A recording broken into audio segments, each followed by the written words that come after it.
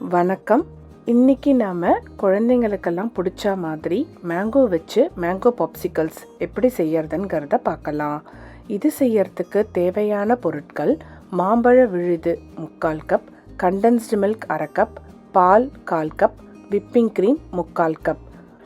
ஒரு பிளெண்டர் இல்லைன்னா மிக்சர் ஜாரில் 3/4 கப் அளவுக்கு மாம்பழ விழுதை சேர்த்துக்கோங்க. தண்ணி சேர்க்காம அரைச்ச மாம்பழ விழுது 3/4 கப், கூடவே 1/2 கப் அளவுக்கு கண்டென்ஸ்டு மில்க்,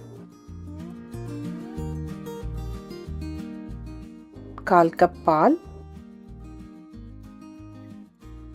கூடவே 3/4 கப் அளவுக்கு heavy whipping cream. Heavy whipping cream கிடைக்கலனா நார்மலாக கடைகளில் கிடைக்கிற ஹெவி க்ரீமையே பயன்படுத்திக்கலாம். எல்லாத்தையும் சேர்த்துட்டு ஃபைனாக பிளெண்ட் பண்ணி எடுத்துக்கோங்க.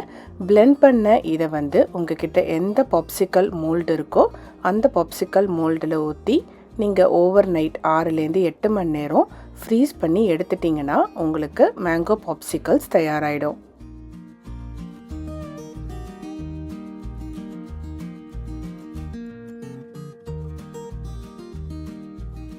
ஃப்ரீஸ் பண்ணதை கொஞ்ச நேரம் இந்த மாதிரி கோல்டு வாட்டரில் ரன் பண்ணி எடுத்துட்டிங்கன்னா ஈஸியாக மோல்டுலேருந்து பிரிக்க வரும்.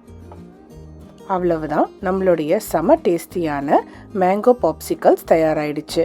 கண்டிப்பாக நீங்களும் வீட்டில் ட்ரை பண்ணி பார்த்துட்டு எப்படி வந்ததுன்னு சொல்லுங்கள். மேங்கோ பாப்சிக்கல்ஸுக்கான சில குறிப்புகள்: மாம்பழ விழுது மேங்கோ பியூரி தயாரிக்கிறதுக்கு மாம்பழத்தை தண்ணி சேர்க்காமல் அரைச்சிக்கோங்க. மாம்பழம் நல்ல இனிப்பாக பழுத்த மாம்பழமாக இருந்தால் இந்த மேங்கோ பாப்சிக்கல்ஸ் ரொம்பவே டேஸ்டியாக வரும். அதிக கெட்டியாக நல்ல இன்னும் க்ரீமியாக வேணும்னா நீங்கள் பாலை தவிர்த்துட்டு மீதி எல்லாத்தையும் போட்டு அரைச்சி எடுத்துக்கலாம். உங்களுடைய மாம்பழத்தோடைய இனிப்புக்கு ஏற்ற மாதிரி கண்டென்ஸ்டு மில்கோடைய அளவை கூடுதலாகவோ குறைவாகவோ சேர்த்துக்கோங்க. இந்த வீடியோ பிடிச்சிருந்தா லைக் மற்றும் சப்ஸ்கிரைப் செய்து எங்களுக்கு சப்போர்ட் பண்ணுங்கள். உங்கள் ஃப்ரெண்ட்ஸ் அண்ட் ஃபேமிலிக்கும் ஷேர் பண்ணுங்கள். நன்றி.